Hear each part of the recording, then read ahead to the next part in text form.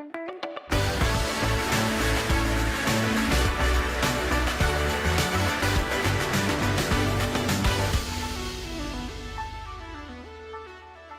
there, my favourite audience. How you doing, audience?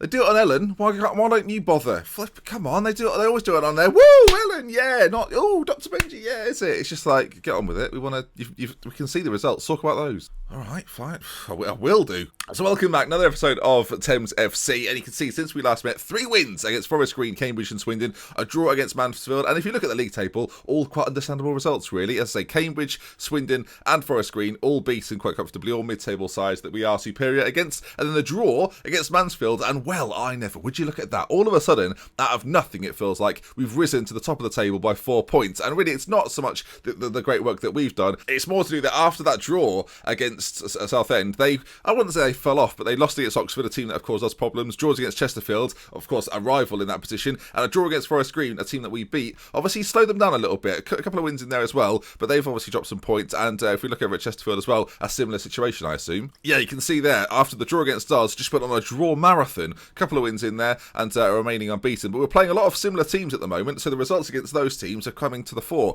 it feels like. They are capable of keeping clean sheets, I noticed there, though I'm envious. So today, sitting atop of League One, we played 2 massive games, 2 important games. The first up coming against Gillingham, and then Wigan to come later on, and 2 teams that are really pushing hard for those promotion spaces. There's 8 games left to go. After today, there'll be 6 left to go, and things are hossing up in this league table. So let's get into it, waste no more time, and introduce you to the team. So first things first, you can see here we're sticking with the diamond formation, and the defence is a bit more familiar than you've seen it recently. Clark, though, is going to remain in goal. He's sort of taking the place of Fitzpatrick in recent games, and is doing a relatively good job. Fitzpatrick is out injured, and that brings me to the goalkeeping conversation, and Paulo Lazaro. Now, you'll be looking at that going, who? Well, we had Regen Day, didn't we? And if you look through our under-21s and the potential that sits within it, you can see not much is going on. Tony Power that we got last year has been out on loan this year. It is growing a little bit. Doesn't look too fantastic, but it is growing and maybe will feature at some point for us. But no, we got ourselves a new man, and that man is Paulo Lazaro. And you can see there, current ability, only 1.5 stars, but potential ability, who knows? 5'10",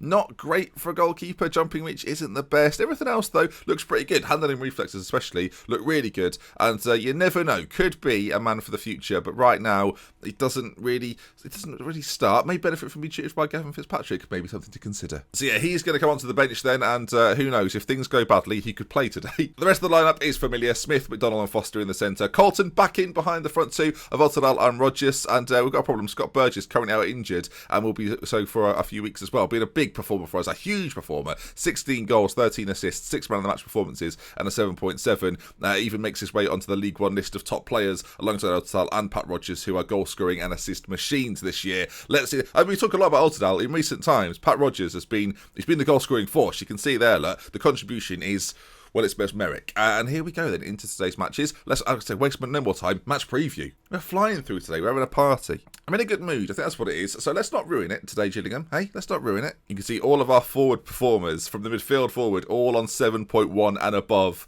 Behind that, it's not quite so successful. And can we keep a clean sheet? Lazaro wants number 1. He's not going to get number 1. He's going to get 41. There you go. But I'm quite lucky, really. We've had really dreadful regens for ages. We finally get ourselves a decent one. Patrick Roberts is playing for Gillingham. I did look at him at the start of the season and thought it just isn't worth me getting him in on the contract that he wanted. He wanted like 5,500, which I didn't want to have to pay.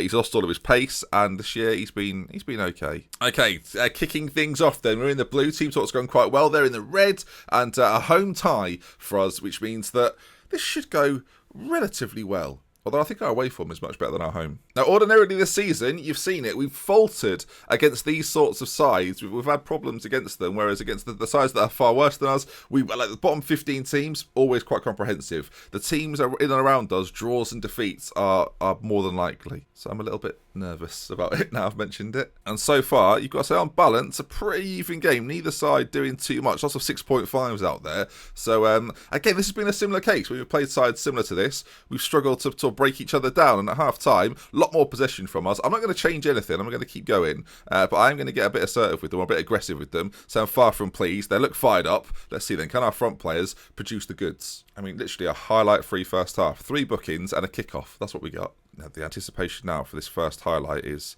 palpable, and it goes our way. Smith finds McDonnell, shot from distance, fires wide. As I say, neither team is playing that well, so I'm not massively concerned with the fact that like Otterdal's on a 6.3. Neither side's playing well, so it's not like he's the one at fault right now, and a goal will change everything. As Stevie Foster, he's the one who's going to try and create something, but it works all the way back around to McDonnell, and now Pat Rogers, who's been in great goal-scoring form, finds Stevie Foster on this right-hand side, and Stevie Foster back in the side. What a goal from him. That's what you want to see. 1-0 to Thames, and a perfect time to score 2, not long after half-time. Thames take a 1-0 lead. It was worked really patiently, really nicely. You can tell we play on that shorter passing control style, which we should have maybe stuck with against Hull not too long ago. But you can see there, Foster drives it into the back of the net. Keeper should maybe do better, but 1-0 Thames. Okay, and now you've got to think that goal should give us a lot of confidence. Stevie Foster's moved on to a 7.4, playing far better. Altadale's not having his greatest game. Neither is Pat Rogers, actually. The two of them, but the corner's to be played in by McDonnell. Header clear. That's going to be Patrick Roberts to get on it. Not the quickest these days, but technically still quite good, although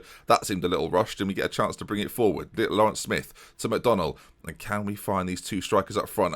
Nice work from Altadale, but we lose out. And again, it's going to be Gillingham to come forward with it this time. Taylor, as he pushes forward, doesn't get anywhere. Murray, though, it's a poor touch. Delaney's in on goal. Oh, Clark with the big save, and the clean sheet remains. Blimey, stressful moments for us there. 1-0 to the good, though, and a corner to be played in. 65 minutes on the clock. This is a huge game. When you look at that league table, you can see a 6-point gap may well emerge if we're to win today. We've got 107 goals so far this season. It's by no means done, but this is a perfect performance from us so far. A good 1-0 win would be just the tonic, as Otterdale now, the pace of him, you'd expect him to get in on goal and find himself a shooting opportunity. He flies past 2, plays in Colton. That's what you want to see from your striker who's got so many assists this season, and that is why. Uses his pace to burst beyond that back line. You can see Gillingham were pushing forward. They knew they needed the goal to be in this playoff hunt. But you can see Otterdale here, the composure to beat 2 men and then square it across to Colton, who's back in the side on that left foot, makes it 2-0, and Thames now look very comfortable. Okay, good. There's a temptation to make a change. There was a moment there I was very, very close to taking off Otterdale, but now I'm pleased I didn't. That pace is deadly at any time as it goes out to Welsh, and it could be a third on the cards here for Thames if we continue to play like we have been doing in the second half. Ball played in towards Otterdale, who then gets a goal himself. That's what you want to see from him. Fantastic stuff. The Thames fans are jubilant. I don't know how many there are today for this Gillingham game. There's quite a few. It's not full, though. And this header here, rising at the back post, that's why he's a target man. Welsh, who's had some indifferent performances recently with a fantastic ball in. But that header, oh my word, it's like Duncan Ferguson in his prime. Niall Quinn. You know what I'm saying. Toy Andre Flo, because of the geographical reasons. When I was younger, I used to really like Toy Andre Flo. Just want to get that out there in the public domain. All right, we should probably make a couple of changes. I think it's a nice time to bring Keon Harris on for Smith. Thomas Hughes can come on for Colton, who's been struggling a little bit for fitness in recent games. He's come back from quite a big injury. But yeah, great performance, 3-0. If we win the next one as well, then my word, we've scored so many goals this year. We might be getting ourselves another one. It's blocked and cleared out to Delaney, whose ball forwards is a little bit hapless. Welsh gets back on that. Could there be a fourth in the offing for us? That touch from McDonald's a little loose, and it looks like it's not going to come to anything. Although never say never.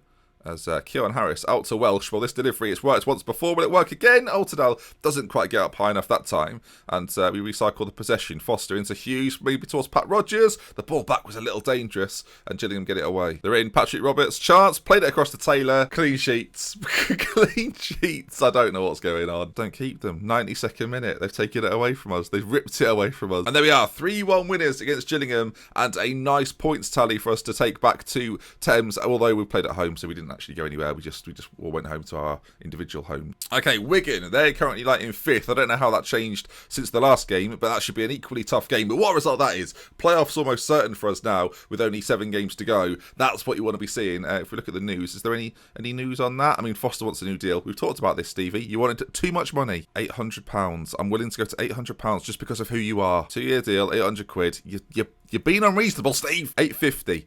I'll go to 900 and I want no more said about it. Loyalty bonus, we can up that a little bit more. There we go. £900, £4,000 in loyalty, agent's fee, which is outrageous, but we'll take that.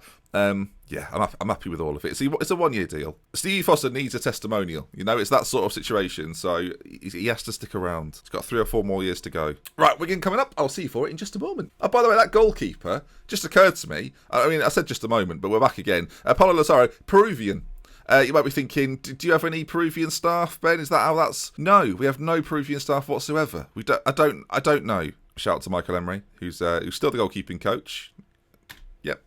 They do it on Ellen, right? Ben Jovi. A few like it'd be, oh, we don't even care. Do the video. You don't normally show this bit. It's boring. That's why. Oh, we're halfway there. We literally are, because that's how the videos work. Okay, it's game day and game time, and team-wise, there's a temptation to be Fitzpatrick in. Of course, we've got Lazaro on the bench. So do we change it back round? I think I quite like him being part of the first team, so I'm going to leave him in there. Fitzpatrick's not had his greatest year by any means. Probably his worst season under me. 64 conceded in 34 is not particularly good. 3 clean sheets. It's not great, is it? Whereas, I mean, Clark's not a better goalkeeper, but I do think he offers maybe a slightly better performance. It's very, they're both dreadful. I don't know what to tell you. He's got a 6.7 though, and then you look at Fitzpatrick, who's got a 6.8. It's pretty close. Fitzpatrick makes his way back in. Clark's going to be devastated. Lots of pressure on Fitzpatrick now as well. Scott Burgess is nearly back to fitness, but not quite. Actually, he's recovered a lot quicker than I expected him to, but with his age and whatnot, I do worry about some of his attributes declining rapidly with injury. Fitzpatrick can go then. Wilford, Murray, Hollis and Welsh at the back. We've got Smith, McDonald, Foster, Colton, Altidal and Rogers, of course, up front. And there's actually a temptation as well to put Jamie Wilkinson back on the bench for Oliver Gardner. You might remember him as probably our best defender. Not anymore. Again, age and injury is not a good combination. I think next season, regardless of whether we go up or not, our entire back four needs a revamp, and that is a concerning and stressful time. You can see here then, this is the Wigan side, currently now 4th in the league table, but Anigan up front he looks good. He's on 10 grand a week. He's worth £6 million. So on paper, we should be getting demolished here, but football on paper doesn't get played on there. Although, in reality, viewers, and I hate to break this to you, Football Manager is probably the closest we get to football being played on paper. Okay, then, here we go. 6-point lead. Wigan on 69 points. They can't catch us this season. It seems very unlikely. And probably one of our toughest tests of the year so far. So here we go. I think with the quality they've got, we shouldn't underestimate just the strength of their side, as that is one of the worst clearances of all time. And we've given them a penalty 2 minutes in. So let's look forward to this. Fitzpatrick, no pressure, mate. I've brought you back in. Your penalty record's usually pretty good as Price steps up. And Fitzpatrick with a save. What a decision to put him back in the side. I'm going to take the assist for that. Fitzpatrick, a 7 rating, the highest of all the players on the pitch. Who would have thought it? I think you have to save about 6 penalties as a goalkeeper in a game to actually get a 10 rating. Okay, well, how will that swing the game? Of course, we're away from home at the DW, so we've got to have our wits about us here. So they've got a lot of quality amongst the boys that they've got on the pitch, so it's going to be up to our front two, really, to score the goals as the ball's launched forward, and we're asleep there. Hello? Wake up! Anyone? Brannigan goes forward in on goal.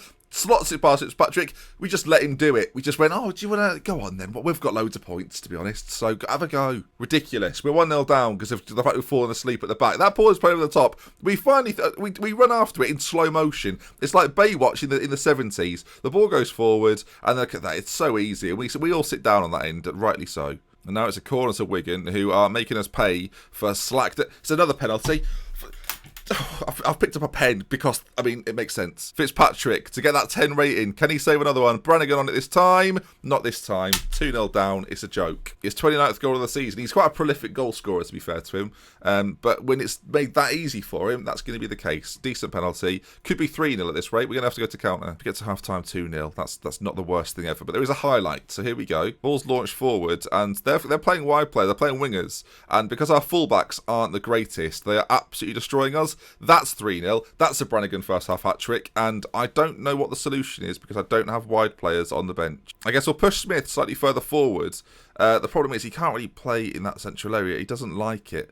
So there's not really a solution to this problem. We'll put him on central midfielder on defence. Of course, he knows how to play defensive midfielder. The idea that he's got no idea how to step 10 yards forward, it seems unrealistic to me. We're at half-time, and I'm going to assertively say, unlucky boys.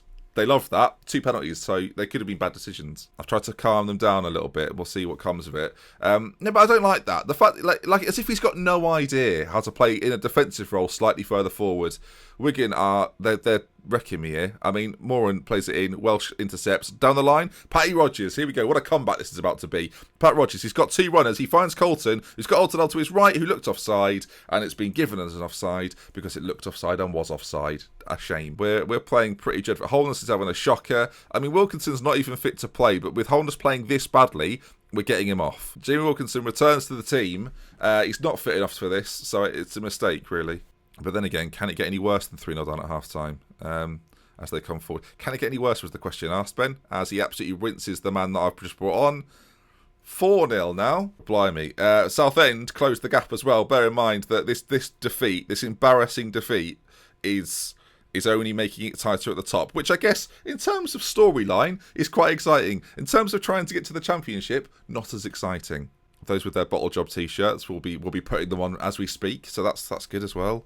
And I'm sitting here clueless. We need wide players. There's no plan B. Colton's having a shocker. I should have arguably made lots of changes a lot quicker. Keown Harris to come on for Smith, who's playing badly. We'll put him back in his more favoured ball-winning midfield role.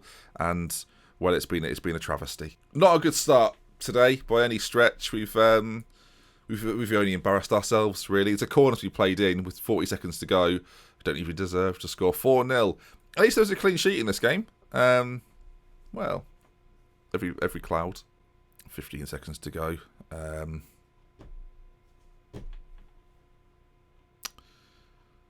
And that's full time.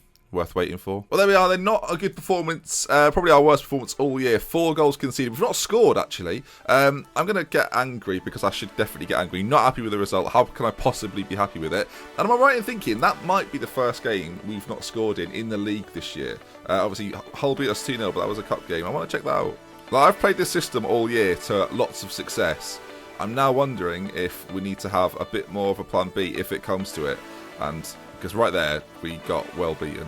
Alright, looking through, if we go on results, I'm sure we could probably find out. We're looking at our left-hand column. And there was one more game, the Millwall game, in December. We lost 1-0. So it's not the first time, but yeah, it's not happened a great deal. You can see based on, let's look at that. Look at all the 4s we've got in there. That's outrageous. And then 5 lots of 5s. And then a 7-2. You can see we've scored so many this year. And that's how the league table looks then. 3 points ahead of Southend, who have a far superior goal difference. We're still 5 points now ahead of Chesterfield, who have, well, did they win in that last game? I assume they probably did do. It was a 0-0, so they're slipping up as well. 0 to Cambridge, a game they have to be winning, really. And yes, then when will we meet next time? That is the question. I guess I'll have to sort of play it by ear, depending on how the season's going, but I'm sure it'll be soon. So if you enjoyed today's video, please leave a like. If you want to see more, subscribe to the channel. If it's Crewe Port Vale, that means it's close. If it's not, that means we're doing all right. With lovely care, goodbye. I'm nervous now. We've lost 4-0. We're being embarrassed in front of all our pals. Ellen's audience would have walked out at that point. They'd have gone, I'm not staying for this.